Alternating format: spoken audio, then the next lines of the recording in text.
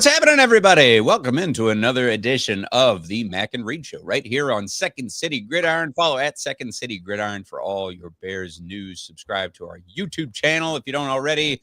And subscribe, of course, to the audio-only versions on Spotify, iTunes. Tell some friends, why don't you? It's the giving season. Give the gift of a great Bears podcast right here. And, of course, look up the great articles. Our cohorts right up as well at Windy City Gridiron, at WC Gridiron on social media.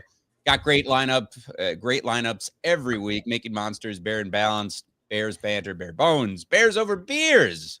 If you're in a drinking mood, might be this week. A nice stout, perhaps, or a Christmas ale if you're Ross. The list goes on and on. Keep up with the great programming. Again, Second City Gridiron for all the Bears news. I'm at the Real Evan Mac on social media, as always, joined by my co-host with his nice little bandana there. He's got the third best bid for Warner Brothers behind Netflix and Paramount. He's got ping pong fever after all this Marty Supreme hype. And boy, does he love Jingle All the Way. He is at Ross Reed on social media. It's Ross Reed, folks. I really want a Marty Supreme jacket. Have you seen these jackets that they're wearing? No, I'm going to have to look it up. You have to look it up. They've got a bunch of celebrities wearing it. Obviously, it's great promo for the movie. They got these big-time celebrities wearing the jacket. Now they're selling it, but of course, they're selling the jacket for like thousands of dollars. But it is my... You say jacket $129? Yeah, it is my most anticipated movie left of this year. I can't wait to see what Timmy has in store for us. That's it, man. Got great reviews. I mean, already we're seeing, ahead of the Oscar buzz, he's going to get a lot of the top nominations are coming out. That's already nominated for one of the best films of the year, behind Sinners and One Battle After Another. So rightfully earned. It's ironic that he's going to get nominated for Best Actor 2 years in a row, because last year he was for when he played Bob Dylan. But he's probably going to lose to the guy he gets most comp to, which is Leonardo DiCaprio, because I think Leonardo DiCaprio will win Best Actor for One Battle After Another, and that movie's probably just going to sweep all the award seasons this year. Everything Best Picture and Director and Actor and Supporting Actor with Benicio and so on and so forth. An insane cast, an insane film, really well done. In a year that gave us Sinners too, with all the hype around that. You figured nothing could top that, but look at us now. And of course, Ross, you're also celebrating the White Sox getting the first pick in the draft for 2026. Turn up. That's all we have to celebrate. Finally, some good news. Finally, some good news. Bears heavy episode as usual. And remember, you can comment in the comments of our fair show here if you're watching live on YouTube. If you have any questions for me or Ross, but let's talk about it. Bears dropping to 9-4 after that loss to the Green Bay Packers in Lambeau, 28-21. I blame the grounds crew and that crap surface that that the Bears were subjected to play on, and how the Packers were able to wear longer cleats. But I digress. Regardless, it stings a little less to me, Ross, certainly looking back when the Bears looked as good in the second half as they did, and where this is a completely different narrative than a lot of the 2020s thus far, where the Bears are just little brother to the Packers and not even in the conversation to winning these games against Jordan Love and the Packers and Matt LaFleur. First half, if we could go rewind, the first half was rough, allowing 14 points in the second quarter. Jordan Love was dealing. He had a lot of confidence in that game. He had pretty good accuracy outside of that one bizarre interception he threw in the first quarter that the Bears should have taken advantage of ultimately. But it felt like, Green Bay knew what Ben Johnson plays were going to be called. It felt like in the first half. Not much success for the offense. A lot of those sort of wrinkles in the offense were sniffed out right away. The key Ben Johnson play design and Declan Doyle for that matter. But the second half was a whole new ball game. And at least for the offense, the Packers had a couple of great drives that resulted in 2 more scores. So sorely missing Kyler Gordon and the rest of the injuries on the defense. But it was so impressive to see the Bears fight from behind like they did. And that's what we've harped on. It feels like every week so far this season, win or lose on a rough day, besides that week 2 loss to Detroit, on a rough day for Caleb when he was missing his number 1 wide receiver in Rome Odunze, who is dealing with that stress fracture, DJ Moore not getting involved. who had more yards than DJ Moore as far as receiving yards? Everyone, even Durham Smythe, which you would have been crazy to tell me that before the game. But, he showed real poise and accuracy in moments, whereas the first half, he couldn't really get a rhythm. The over-the-shoulder catch from Cole Kmet, just spectacular. That throw to Zacchaeus with Micah Parsons in his face to get that first touchdown was just unreal stuff from the young QB. Like, when they get the ball back with 3 minutes to go, down 21-28, we as Bears fans feel like we got a real shot to not only go down here and potentially tie it, but maybe Ben Johnson wants to go for the win here. Damn good chance of that. You can't look at one play that defines a game, particularly, that dissected throw of Caleb on top of the other big plays that he made. But that throw that ultimately ended in an interception, very similar to that one of the throws in the Eagles game where he had Cole Kmet wide open for a touchdown. Literally looked like the same play design. A tough throw to make, but just a hair too late. We're talking about perhaps DeAndre Swift is right there. Is that the read you make? Perhaps DJ Moore, if he's running free. I doubt he tries to go and take on 3 Packers and run for that first down, but you never know if he commits to it right away. But that drive came up just short, and now we're talking about that very costly pick as a hell of a learning moment for Caleb. But the Bears had some good things to hang their hat on, some bad things certainly. This is all after certainly with the offense, who really impressed me, and this offensive line, of course, who's very deserving, mostly of most everybody of Pro Bowl votes at this point. And Ozzie Trapio in the left tackle position, just incredible what's been able to be accomplished there. But Ross, tell me your thoughts on the offense and Caleb, second half adjustments, just all that good stuff. Yeah, I mean, it was for the offense a tale of two halves, and I thought, early on in that game, you saw that Cole Kmet pass on the sidelines that essentially got knocked out. They called it incomplete after it was reviewed. They couldn't tell if it was a fumble or it was incomplete. I think that kind of disjointed the offense a little bit there because they could have got points on that drive. They come away with no points, and they just couldn't really get into a rhythm for the first half.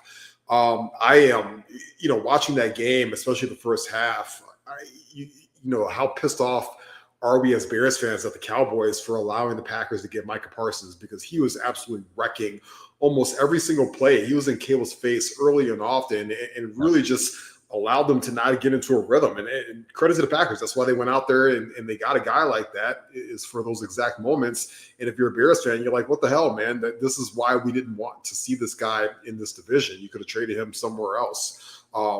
They did a little bit better job with him in the second half. I actually think they were kind of holding him a lot in the second half and getting away with it. But whatever. But I thought in the second half of that football game, boy, Caleb Williams really turned it on and kind of put this team on his shoulders and said, I'm going to at least try and get us back into this game. He made some special throws. The Zacchaeus touchdown throw was absolutely unreal. Of course, we don't even know how he gets that football in there. And, he made a lot of special plays to keep them in that ball game. And I think I give a lot of credit to him. Obviously, on that last play of the game, you would have wanted him to fire that football a little bit sooner to Cole Kmet.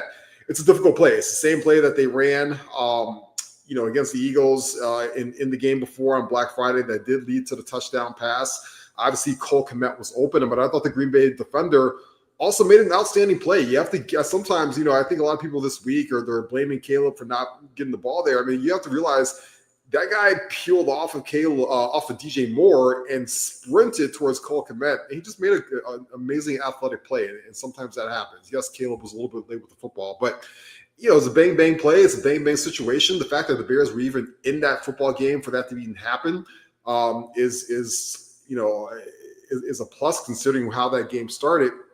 People are talking about, should that pass have gone to DJ Moore? I don't think he was open. And I think from the angle where Caleb was at, it would have been a weird Iron Mango. Even try to get it through there. That's just not something that you want to try. You look at DeAndre Swift on that play.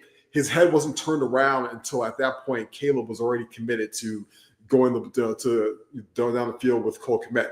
You did hit it on the head, which was something I thought Caleb, if he would have committed to it right away, probably would have been able to get to the edge slightly for that first down to get the first round. But again, it's a bang bang play. I credit the Bears a lot. I know there's no moral victories because they still took a loss, but for them to be in that football game and for them to bounce back like that on offense, I thought the running game was awesome. One guy was very, very physical in the cold. I give a lot of credit to them. It's like, okay, they got that one on their home field. You were the first team all year to score over 20 points in Lambeau. So now let's go see them again in less than 2 weeks and get them in Soldier Field and get it back, get that game back. And I think those guys should have a lot of confidence coming away from that game saying we can at least play with these guys now. And we know that they are an upper echelon playoff team, but we can compete with them. We're probably going to feel a lot better about our situation when we see them again in Chicago in a couple of weeks on Saturday night. Yeah, and join me by the hearth, if you will, Ross.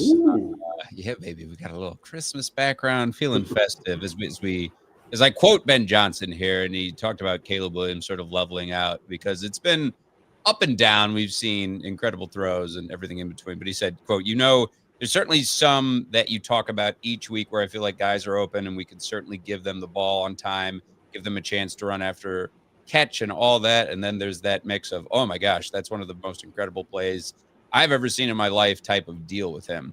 So I do acknowledge your point there. And there's something we're striving to do is combine both of those worlds to where we think we're going to have a really good quarterback in this league, really dangerous quarterback in this league, really dangerous offense, really good team for a long time when we're really able to combine both of those thought processes. So we're not quite there yet. Working diligently every day. I've said it every week that you see growth in so many other areas that, I think when that last little bit comes along, I think we're going to be really pleased with where we are.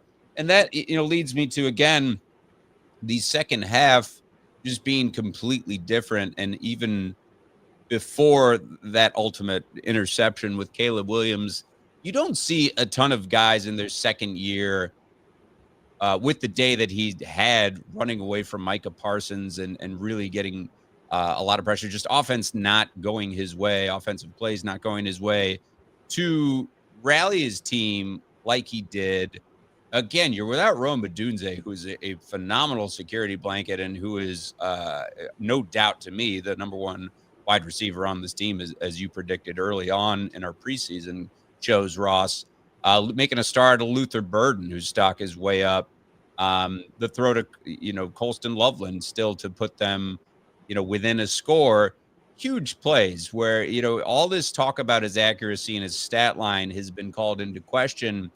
This is really overperforming for a second-year guy with a completely different scheme, completely different. You're basically told to forget everything you learned last year besides adjusting to the speed of the game.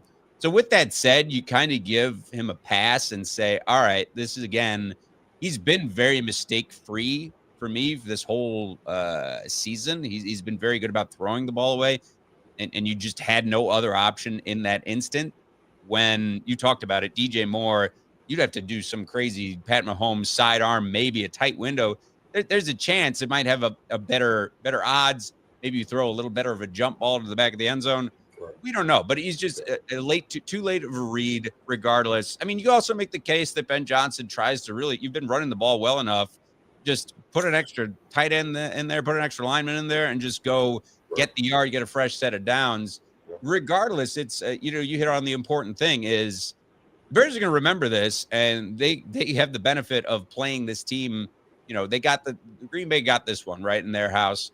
Now you get the opportunity to go host them in a couple weeks in Soldier Field, which would be the hottest ticket in town on their turf. And now you've seen the tape on them. And Jordan Love, looked like Mr. All-World Jordan Love in that game. It's going to be a different tune, I would think, for this defense too. And again, we'll talk about the defense shortly here, but it's crazy to talk about now, again, the narrative flip, which I love, and credit to this Bears team. And we talk about the culture that Ben Johnson has founded here, and everybody in between in the front office. And now you're talking about, the jockeying for position where, if the playoffs started after that game and some of the Bears won, if they remain the 2, Green Bay comes to the 7 seed, you're talking about a trilogy of this matchup, which is great. And it's I think John Madden said during one game long ago is when the Bears are good. It's good for football. Just when this rivalry is good, it's great for the viewership of the NFL as a whole. But we mentioned we haven't really talked about the defense, and certainly it was bizarre to hear that Kyler Gordon, was a scratch during warmups, just not ready to go. A tough draw with injuries throughout the season. They can't really get that full complement of the 11 guys that they envisioned getting out there. CJ Gardner-Johnson has been up and down. Deshaun Wright, feast or famine. Jalen Johnson on the snap count. Kevin Byard has been really great, but you were without Kyler Gordon and Tyreek Stevenson. They've been really back and forth. And Ben Johnson, has kind of flipped his opinions on Kyler Gordon just because of the frustration with injuries. What can you say there? Not to mention, of course, Tremaine Edmonds being out is huge. TJ Edwards back in action for Green Bay. But, the missed tackles, they were still continuing to lead the league in turnovers thanks to that Jordan Love throw. But, ultimately impressive, too. They make that stand to get the ball back for the Bears with 3 minutes to go. It's very feast or famine, but, where do you want to see this defense make some adjustments, Ross? And what's the likelihood we're seeing a fully healthy complement, late with maybe a couple games in the season here where it really counts? I hope so soon, because I think, Sunday was the first game in a while where I really thought the defense and the lack of talent out there really was glaring to them, especially in that secondary. You watch Christian Watson, who is also himself bouncing back from a litany of injuries himself, and he was able to get past the defense multiple times. He had 2 touchdowns. He had 4 catches for 89 yards. Bo Melton was able to get loose for 1 catch for 45 yards. And I thought Matt LaFleur really picked on the fact that the Bears did not have Kyler Gordon and Tyreek Stevenson out there, especially Kyler Gordon. You watch, there was some breakdown in coverages, especially with like Jaquan Brisker. I thought even Jalen Johnson doesn't look comfortable as he's trying to ease his way back from injury as well. And, you look at some of the plays, especially from the slot, especially the Christian Watson touchdowns. I don't think that happens if you have a healthy Kyler Gordon on the football field. And so for me, even hearing that news, I mean, a guy not being able to go in warm-ups due to a groin injury, it's really a bummer, because you need him out there, against those speedy wide receivers with Green Bay. And Matt LaFleur took advantage of it. And then also not even having Tyreek Stevenson out there as well. So I'm hoping that those guys can bounce back and get healthy soon. I completely agree with Ben Johnson. For as fun as Kyler Gordon is, and we like seeing him out there, and he got paid, but at this point, you just can't trust this guy. And Ben Johnson is like, I don't know who he is, because he's played, less than 300 snaps in the Ben Johnson era. That's just not going to get it done. You're going to have to, go out there and get healthy. And I'm not saying that the guy is soft or anything like that. I never agree with people calling professional athletes soft. I don't know what's going on with his body and how he's trying to respond. I don't think he's trying to hot dog it out there or not play football, but it is a little discouraging and depressing where, for a huge game like that, a division matchup heading into December, and you thought you'd have one of your elite premier players and he gets hurt in warmups. And so that's a bummer. But again, a lot of football left. Let's see if we can get some of these guys back out there and healthy again. It's a matchup now this Sunday in very cold weather again. So you're going to have to warm up properly against Shedeur Sanders and brutal. And the Cleveland Browns. But let's see if we can get these guys back there out there, and of course back out there for when the Packers come back to town in a couple weeks. So the other thing with the defense for me is the Josh Jacobs 21-yard run on 3rd and 1 where they had him bottled up in the backfield, and you see. Brutal. Montez Sweat does what he's supposed to do, which is set the edge and force Jacobs to cut back inside. Yep. And multiple guys had a shot at him, including Gervon Dexter. Doesn't wrap up. Yep. He doesn't wrap up. And it's like, that can't happen. It is cold outside. You have to be as fundamentally sound as possible in these elements, in these conditions. You get him on the ground, all of a sudden you stop them, and they only get 3 points. And then you just need a field goal at the end of the game to tie it to go into overtime. Not this touchdown and then potential 2-point conversion to try and win it. So it's just little things like that. Even on the defense is shorthanded. It's like the guys on the field also have to execute as well. It was a great game by all accounts, right? When it was so back and forth, in years past, you would have thought the Bears are just dead in the water. And in the second half, make those adjustments you needed to do. And we haven't talked much about the offensive line and, Ozzie Trapillo, from tackle in, really started getting that run game going, which took pressure off Caleb Williams. And you have to deal with Micah Parsons, who's an all-world defensive player. I can't say enough about how that offense really turned it around. It was great to see. It's great to see just the rivalry back. And again, we talk about Matt LaFleur and Ben Johnson and their relationship. These guys don't like each other. It feels like a new era of rivalry coming at you with LaFleur and Ben Johnson, Jordan Love versus Caleb Williams, and this just no love lost between these teams. Absolutely. And, on the note of the injuries with Kyler Gordon and company, I would 100% rather get this out of the way now. And again, with Cleveland, maybe even Cleveland, whoever's not feeling it completely, you look at, just look at the Rome Odunze situation. I don't know how long he's been dealing with this stress fracture, and he could very well miss Sunday as well if he's not healthy, not feeling like he can fully go into Sunday's game against Cleveland. So it's like go into Green Bay as healthy as you can, and then you're going to have to play the Niners. You're going to have to play the Lions when there's something to actually play for. And then you might get Tremaine Edmonds back for playoff. We saw the news that today for the first time in what feels like forever that the Bears are selling playoff tickets on Thursday. Potentially if the playoffs started, they'd be in certainly. But everything else leading into, talking about this Browns matchup now at this point, the offensive line draws another short straw with having to deal with Myles Garrett, and looking at Shedeur Sanders getting a lot of confidence right now and not really playing for anything. So it takes a lot of pressure off of him, I feel like, where he went off to the tune of 4 touchdowns or whatever it was, where we saw the Shedeur Sanders of college. And you see that there are some weapons there, whether it's Fannin Jr. or Jerry Jeudy or all these guys who are really helping make Sanders look really good. And then on the other side, not to mention that Myles Garrett is chasing the single season sack record and just a game record. You can't look past Cleveland because every win is super important. Packers going to be playing the Broncos, which is a very tough draw for them. This whole 3-week stretch, you get Bears bookending the Broncos matchup. So obviously root for the Broncos in that sense. And then, by the way, Detroit nipping at their heels just got a big win over the Cowboys when they hung 44 on them this past Thursday night matchup. So with the Bears right now, they're way ahead of where they should be. Obviously, when we predicted early on the season, I think I predicted double-digit wins, but maybe not getting into the playoffs and getting this early on experience like they're getting. They're just, again, Ross, like one or two plays away where that's the difference of potentially tying it or extending the game. And you feel good about where you're at completely going against Cleveland this Sunday, even though it'll be brutally cold. This cold front is no joke. Absolutely. And, you're at a point now, you're in the back half or back quarter, I should say, of the season, and you have to take care of business. You have to go out there on Sunday and not even worry about what's going on with the other divisional games or divisional teams that they're playing. Obviously, we want the Broncos to win, but the Bears need to go out there and just focus on winning a football game. You cannot take the Cleveland Browns lightly just because they are coming in and you're at home and you're a 7.5 point, favorite in this football game.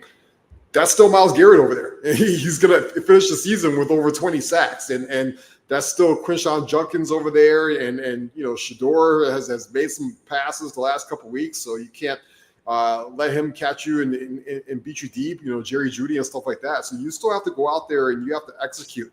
You want to be able to finish the last 4 games of this season going hopefully at least 3-1, because I don't even know if 11 wins is going to get you into the playoffs right now. The NFC is super competitive. Yeah, it's very competitive right now. Yeah, absolutely. The entire NFC, you still have to worry about the Rams. You've got to worry about the 49ers. And there's a lot going on. So for the Bears, this season has already been a success. Yes, it's already been a winning season, so to speak. But that doesn't mean we stop here. I think we have to, they have to go in for the rest of the way saying we want more and we want to be able to get into this dance, into this tournament. And we're looking to go out there and go 4-0 or 3-1 to finish this year. And they went from 1-7 on Sunday in the seeding. But when you win on Sunday, and let's say the Packers lose against the Broncos, it just gets flipped all up again, and then you can control your own destiny the rest of the way, knowing that you've got 3 NFC teams in a row to finish, but also you're playing, counting this Sunday, 3 out of 4 games at home. This is the first time this season that the Bears will be playing back-to-back home games all year, which is crazy to say that we're talking about that in the last quarter of the season. But Browns into Green Bay, it's the first time all year they're playing back-to-back home games. It's also the last time they're going to be playing back-to-back home games this year, maybe playoffs aside. Take full advantage. You have to win these next 2 football games, in my opinion.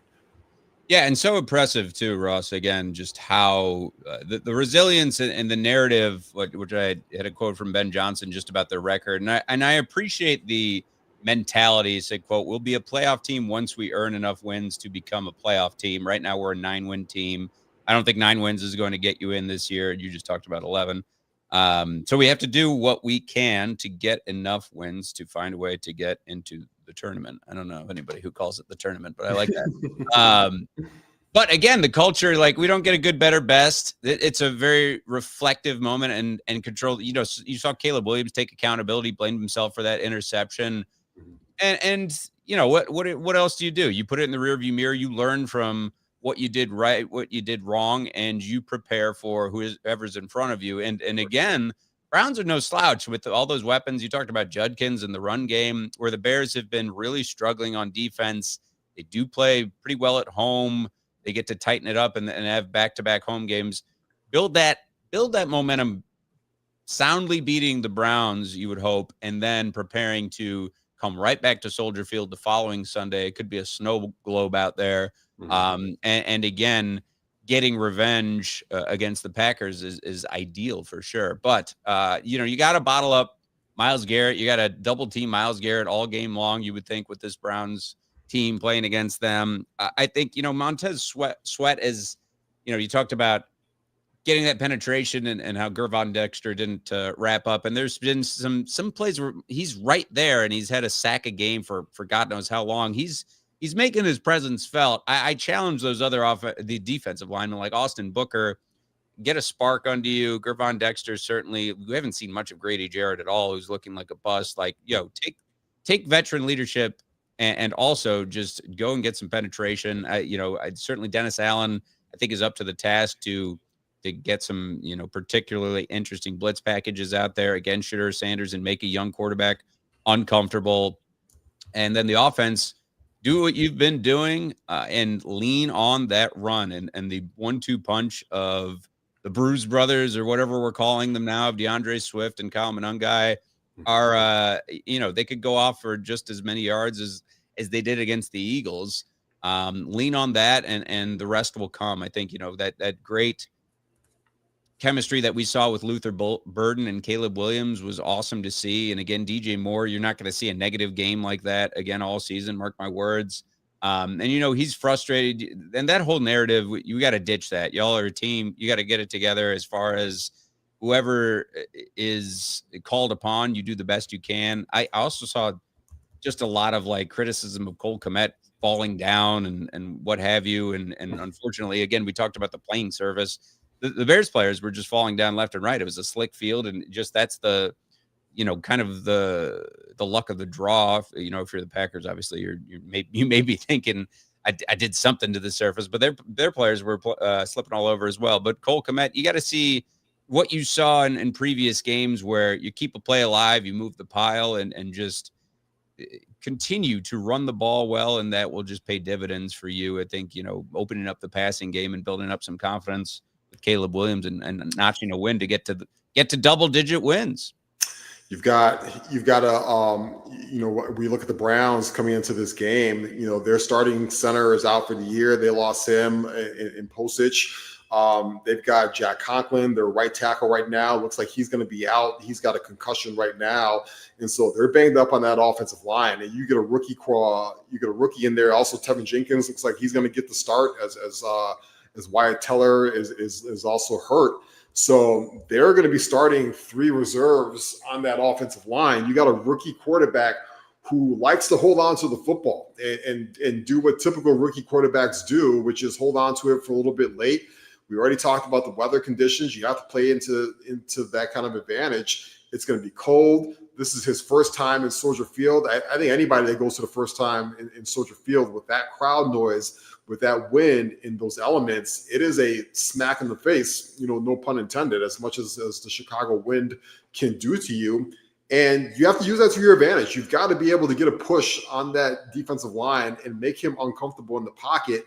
I fully expect Dennis Allen to throw a lot of disguises at Shedeur and have multiple different blitzing opportunities and heat him up, make him uncomfortable and make him make mistakes. You've been an opportunistic defense all year with the turnovers. Put your quarterback and your offense on a short field and allow them to, get some points and really take advantage. The fastest way to really discourage and put away a 3-10 football team is to start fast and punch them in the mouth. Those guys, listen, they got Cancun on their mind already, and they got Christmas presents and what they're going to get the wife and the baby mama and all this stuff. And they got a lot of things on their mind other than coming to Soldier Field in the freezing cold and playing a meaningless football game. So if you're the Bears, hit them in the mouth early in the first quarter. Like, none of this BS like they do where they don't start fast. You kind of want a similar start that you had in that Eagles game and put them away early, because the other thing too is you are playing on a short week this week. You've got the Packers coming in town 6 days later. Now, granted, you get to sleep in your bed all the days and they got to come to you, but you would rather have this game locked up, if you can, and not have it come down to some big plays in the fourth quarter. Allow some of these guys to maybe take some breaks, especially in that weather. Get some of these guys off the football field and really just ease it in and get out of there with a win, healthy, and get ready for Packers week. So if the Bears want to call themselves a viable playoff team, I think they need to take care of business in a spectacular way this Sunday and really make this, from start to finish, just a clean win. Yeah, I certainly don't want to see any close game. Bears favored by 7.5 at this point. Yeah. Everything you mentioned, Browns have been decimated on the offensive line. Yeah. Rookie quarterback out there. Yeah. Defensively, do what you have done all season, create takeaways, make him take chances. And then offensively, again, just grind them down. Start fast. Let's see some razzle dazzle from Ben Johnson, but also, keeping with those fundamentals where, can open up play action and, Caleb Williams throwing out of outside of the pocket as he has been doing all season long. But building that chemistry again, and especially with, the Rome Odunze stuff we've just talked about a little bit, but if you're without him for a long period of time, you got to make those adjustments now. And it's back to DJ Moore stepping up. Certainly Luther Burden as that second best option. We saw like the first catch that Devin Duvernay had all season, I feel like, with that big chunk play late in the fourth quarter for the Bears. So it's going to be next man up, right? Where you figure Zaccheaus is also going to have huge reps, and he had that touchdown catch, which was great. Where those guys have to step up more. But, again, Ross, it's a 3-10 football team versus, this 9-4 second in the NFC North football team at home. Build that momentum going into Green Bay the following Sunday. But don't look past them. No, not at all. This to me is the Kyle Monangai game. This is why you put Kyle Monangai back there in the freezing cold. He's popping dudes' helmets and breaking helmets now every week. You put him out there and you let him smack somebody in the mouth on Sunday. This is also the Joe Thuney, Dahlman, Jackson. Let those big guys in the interior push forward and keep it far away from Myles Garrett and make him just run a lot of cardio on Sunday. Myles is in great shape. He looks phenomenal. He looks like somebody built him in a lab that makes football players. And so let him just run back and forth on Sunday, trying to chase down this Bears rushing attack, and and just get out of there with a nice, comfortable win. I think Ben Johnson in these cold weather, scenarios is really learning to lean on the running game and his outstanding offensive line. A lot of those guys are going to be going to the Pro Bowl this year. And so I think there's going to be a lot of Swift and Monangai. You hit it on the head, a lot of play action as well. I do hope that Ndunze can get back out there, even also because he is an excellent blocking wide receiver as well, which does help in the run game. And continue to lean on your tight ends as well. That's another thing is I think a weakness with the Browns on their defense, is in that linebacking core. They got Devin Bush there and Carson Sussinger and guys like that. But I think you look at Kmet and Loveland and even working like Burden down the middle of the field. I think that, that's how you can open up this offense a little bit. And hopefully they can get back to some explosive plays as well. Because that was one thing that was lacking against Green Bay is, Hafley, who is a defensive coordinator for the Packers. That guy's going to be a head coach at the end of this run. Somebody's going to hire him this year, which is awesome. Get him the hell out of this division because he had a great game plan against the Bears on Sunday, especially in that first half. Could be one of those sneaky multi-touchdown games for Cole Kmet, too. You talked about the tight ends having an impact. Mm-hmm. Curious to see what they draw up, but we would hope they bounce back. Ross, I'm also loving the Gizmo shirt. You're getting that time of the year. Some sort of hippie vibes over here. Are above your Gremlins is a Christmas movie. Don't people forget that. That's true. I do not forget it. And let's talk about Rula. Look, taking care of your mental health shouldn't be harder than taking care of your physical health. If you pulled a muscle, you go see a doctor. When it comes to finding the right therapist, suddenly it's really frustrating. You've got long wait lists. You're staring down huge out-of-pocket costs. Am I going to get the right fit? That's what usually stops people from getting help. That's where Rula comes in. Rula makes therapy simple, affordable, and fast. They work with most major insurance plans, and the average session copay is just $15. $15. Basically the cost of a sandwich and a soda, but instead of spending it on that, you're investing in your own headspace. And with Rula, you're not just matched and left to figure it out with your therapist. They check in with you and make sure you're actually making progress. You like where you're going with your sessions. Every therapist on the platform is licensed, vetted, and picked for their expertise. So you're talking to someone legit, not just whoever happens to be available. Getting started couldn't be easier. You answer a few quick questions about what matters to you, and Rula connects you with in-network providers who actually fit your needs. You pick the time, and you could be talking to a therapist as soon as the next day. No weeks of waiting, no endless back and forth. Bottom line, if you've been putting this off, Rula takes away the excuses. Simple, affordable, actually built to help you get better. Ross and I harp on it all the time. Mental health is something, most people struggle with at some time, especially here in the Midwest. You figure the family, the holidays, losing loved ones, the seasonal depression kicks in.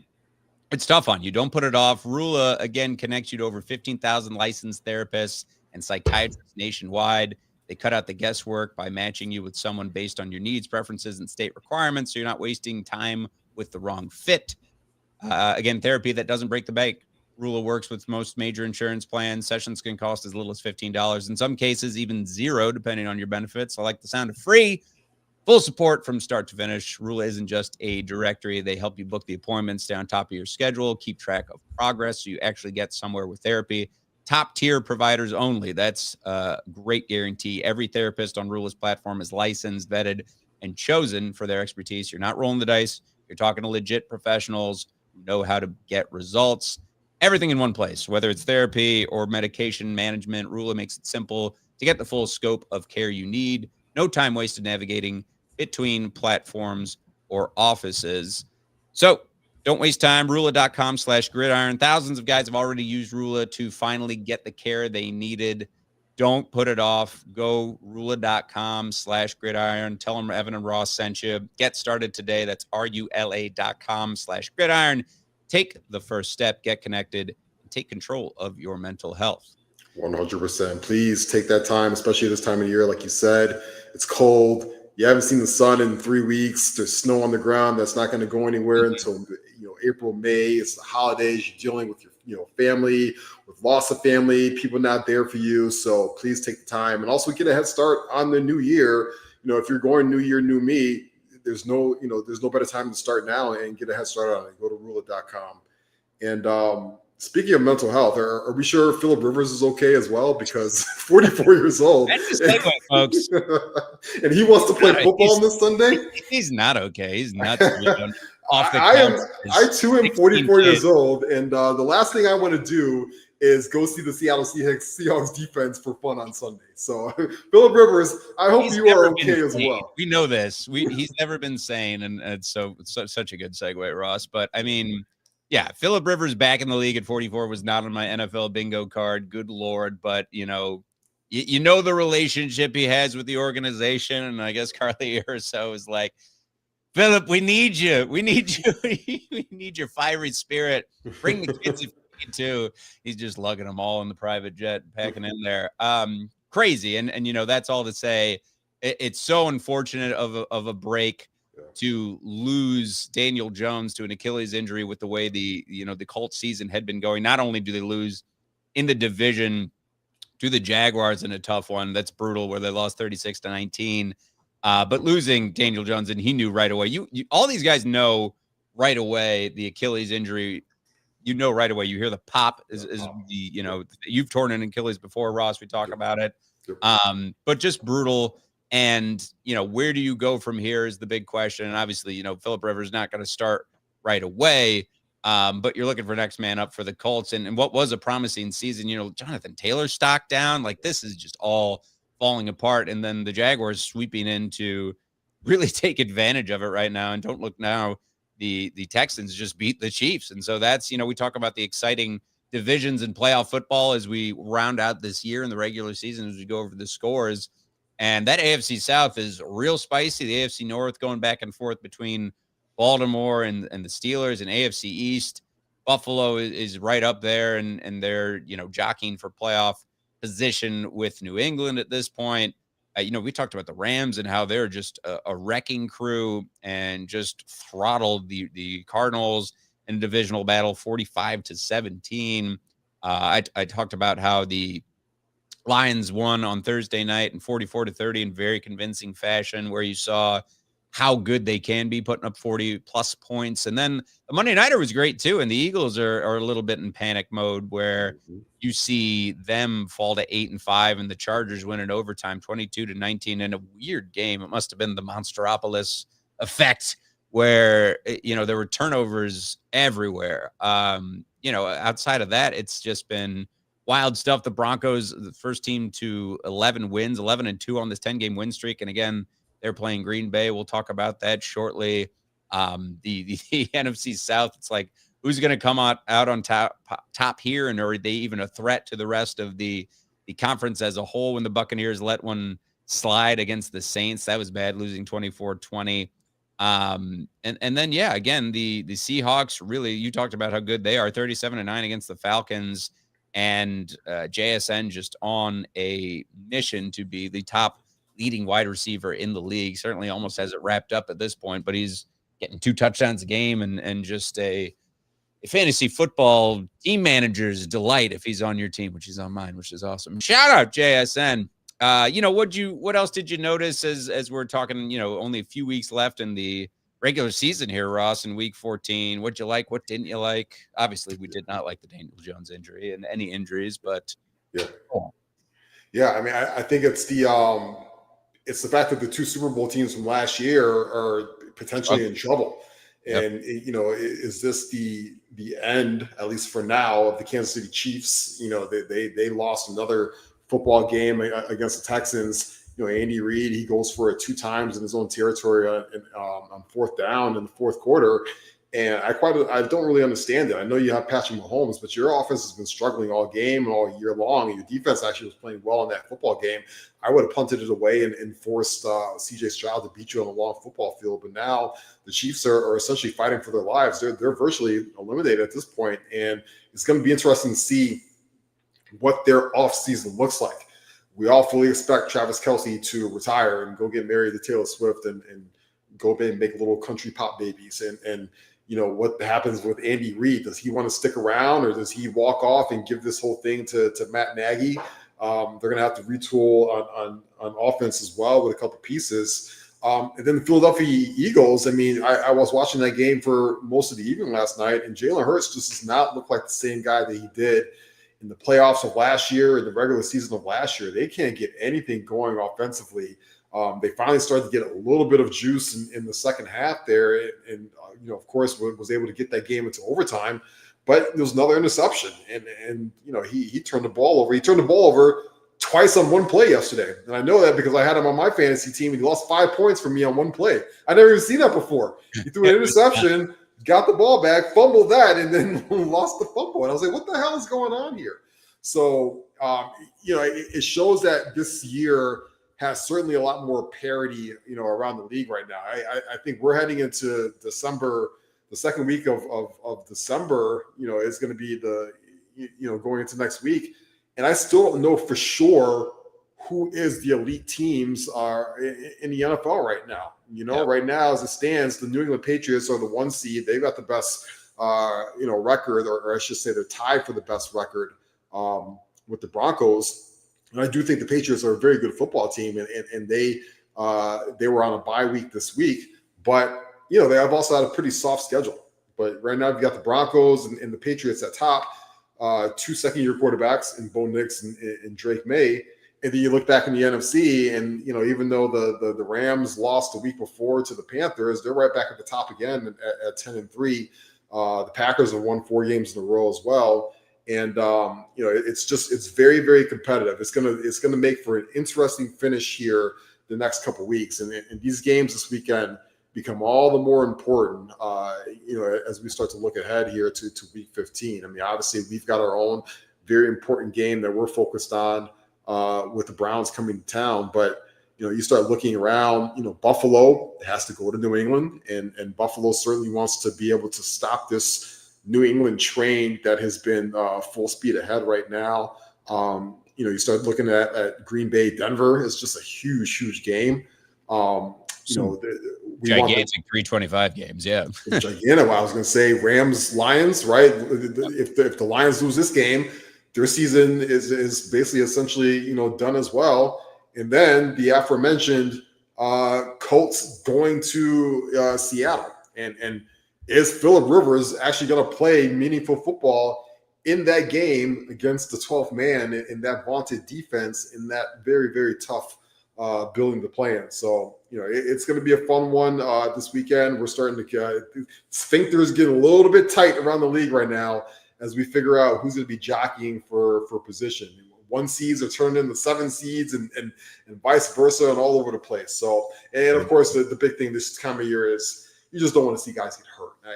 And you don't want to see, we saw, unfortunately, Zach Ertz take a tough injury on Sunday. And at this point in his career, you have to wonder if that might be a wrap for him and his very good, illustrious career. Jamie Daniels was playing football for whatever reason, and he got hurt again. That didn't make any sense to me. So, hopefully, knock on wood, as we go into this weekend, as we start jockeying for the playoff position, at least these guys can stay healthy and finish the season strong. Sure. We're already at the point of the season where, 9 teams are eliminated, and one of them, which is the Falcons, but they could play spoiler against the Buccaneers, who, don't look now. We talk about the Panthers are right behind the Lions at number 9 right now. And certainly if they win on Sunday, Tampa loses on Thursday, they could get right into that 4 spot, and they're looking pretty good. Which that Panthers team is just hard to figure out, of course. But yeah, like you talked about, Ross, like, the Rams at the top, cream of the crop, Packers, and then the Eagles are, have the benefit of, getting the dirty work out of the way early. But, in the NFC East, the only one team that could potentially chase them at this point is Dallas. A lot has to go Dallas's way come Sunday, that's for sure. But, when as far as the Eagles are concerned, you can't look past the Raiders. You're going to bounce back, you would think. But those great games on Sunday, and the Bills-Patriots is arguably that game of the week. We're going to see this new change of the guard in the AFC East with the Patriots and how they're an 11-win team. But Josh Allen's like, hey, this is still my division. So that goes down in Foxborough, and that's a spicy matchup. And Josh Allen really balled out. Is he going to continue that momentum and kind of like pick up that MVP pace that he usually has at this point in the season? But I mean, it's tough. You're going to have to go back and forth. You're going to have to have red zone on with those 325 games. Packers, Broncos going into a hostile environment. Packers actually favored by 2.5 against the Broncos when they're 6-0 at home is just bananas to me. And then the Lions visiting the Rams, who are just on a mission. I mean, I know that I feel like it hits a little different for those quarterbacks with Jared Goff and Matt Stafford at this point. But Matt Stafford, good God, 35 touchdowns to 4 interceptions. I mean, if I had to pick an MVP today, it would be him, and how he has just rolled with the punches, injuries at receivers, but certainly has the benefit of Devontae Adams and Puka Nacua. Puka Nacua just, 1A, 1B with JSN right now. Really incredible. But the Lions, like you talked about, Ross, if they don't win this game against the Rams, they're really putting themselves in playoff jeopardy, perhaps. And then you look at the AFC, we talk about the Broncos at the top and New England both with 11 wins. Jacksonville, one of those head-scratching teams based on Trevor Lawrence's performance, but then Trevor Etienne, Travis or Trevor, whoever's back there, just really running wild. And you're getting Brian Thomas back healthy, which is important. And right behind them, talking about the Steelers and how exciting that division has been. And Baltimore needs a lot to go right their way. Chargers had a huge win. The 5 and 6 seed are really spicy with the Chargers and Bills, and then the Texans right behind them. So it's all to say that this is that most wonderful time of the year in more ways than one. Really exciting stuff. And circling back to Phillip Rivers, we see this 44-year-old get off the couch and get an opportunity in a practice squad like that is pretty unbelievable. Yeah, 100%.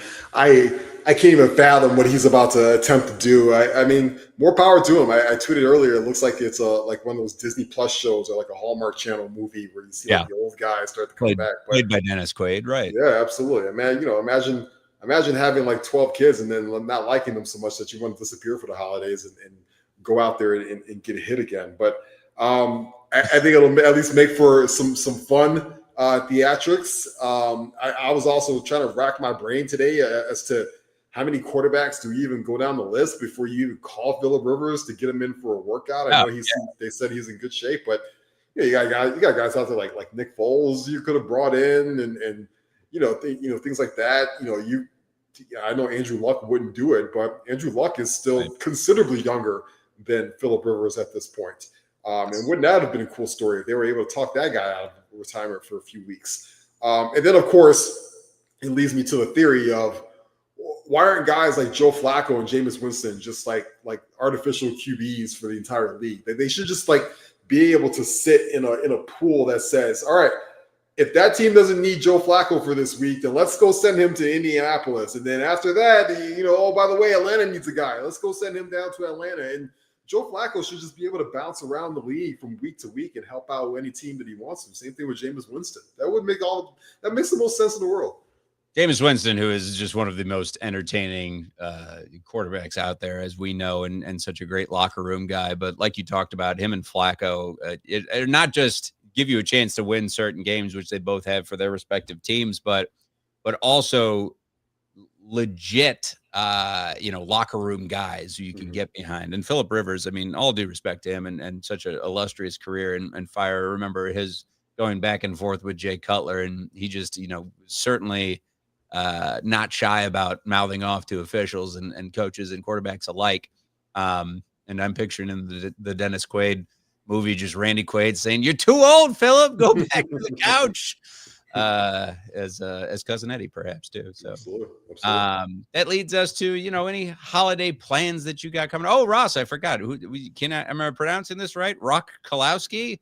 Is that the young man who you want a White Sox to draft? 20-year-old prospect from UCLA. They're touting him as one of the generational shortstops the last 20 years. His father was a ex-minor league player turned scout. So, he's got all these. He's basically a full baseball player. 6'2", hitting power. So hopefully, as I'm a Sox fan, there are better days ahead if you take this young man first overall, and then also you can eventually transfer power from Jerry Reinsdorf to Matt Ishbia as he takes over the reins as White Sox owner at some point. But yeah, it's exciting. It's always exciting. It's exciting, but depressing that your team won the first overall pick, because it means at some point or or you still do suck. So hopefully this could be the last time in a while the White Sox are forced to pick first overall. But yeah, it's fun. I mean, this is our last our last effort that we got from the Pope during the holiday season, during the season of the birth of Jesus Christ. He was able to make a phone call and say, let's give my home team one last solid here and get them the first overall pick before this year is over. And hopefully the White Sox can cash it out and get themselves a superstar. He said, God bless the Chicago White Sox. Of course. And nobody else. Nobody else. Have you watched all the Christmas movies on your list yet, Ross? I've watched a few. I'm trying to catch up on some old, potential Oscar picks that kind of fell through the cracks for me. I watched like Eddington last week, which was last Friday. Yeah, it's always weird to see a COVID movie because it feels like it was yesterday. Yeah, it did.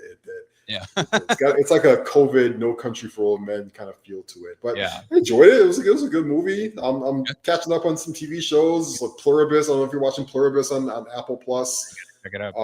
From the creator of Breaking Bad. That's a good one. I'm all in on Landman, of course. And Welcome to Derry's gotten interesting. But I think this weekend, I'll start to dip in more to the holiday movies. I haven't done my annual Christmas vacation movie yet.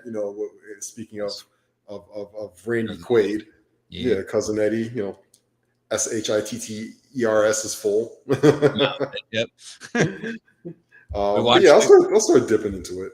Yeah, we watched the old school ones to start, like the quick hitters with the kids, like Frosty and the Grinch, and we will graduate to. We watched a little of the Santa Claus too, so we're getting in there. Still gotta get Uncle Ross to take the kids to Zootopia too. While my wife and I go get liquored up, somewhere. Please do. I haven't seen it. Now somebody guilt tripped my kid. He wanted to go see it on a birthday party on Saturday, and I was upset. I was like, I wanted to go see it. So I need to find. I'll take your kids to go see Zootopia too. That's a way. And then Marty Supreme right after that. Marty Supreme right after that. I'll join in there. Thanks to everybody for watching and listening in. That's going to do it for us. Remember, of course, to follow at Second City Gridiron for all your Bears news. Subscribe to the YouTube channel if you don't already. The audio-only versions on Spotify, iTunes, wherever you get your audio podcasts. Hit that like button. Tell your friends. Look up the great articles at WC Gridiron on social media and tune in later this week. Of course, follow us at Second City Gridiron to get the show news as our lineup is stacked these days with many things forthcoming. I'm at The Real Evan Mack on social media. Ross is at Ross Reed. Predictions for Bears Browns on Sunday. Bears 24, Browns 10. I think that they should be able to win this game pretty comfortably, get out there with a win, and let's get ready for Packers Bears 2 Electric Boogaloo on the lakefront. Ooh, I like that that sequel talk right here. I think that 31-29 win was about as much as the Browns could muster against a really bad team, another team that's eliminated from playoff contention. Don't see that happening. I think they eke out maybe some garbage time. I think they get 13 points, but the Bears put up 31-13 Bears. I agree with you. Get past them, but don't look past the Browns. Prepare, get healthy, very importantly for the Packers on that short week. And equally as important, we get a new Nas and Premier album on Friday. I am real old man hip hop, which has been carrying us throughout this whole year. We get one more great project. Stream that new Nas album on Friday because I cannot wait to talk about it next week. He's got a AZ feature on there as he should. I'm so excited for Nas on Friday. So many years since Illmatic, and now we're seeing an album like this, which obviously had a lot of producers on it, but Premier was one of them. Mm-hmm. All in on that. Everybody be good to each other out there. Enjoy the holiday season. For now, we say deuces. So long, everybody.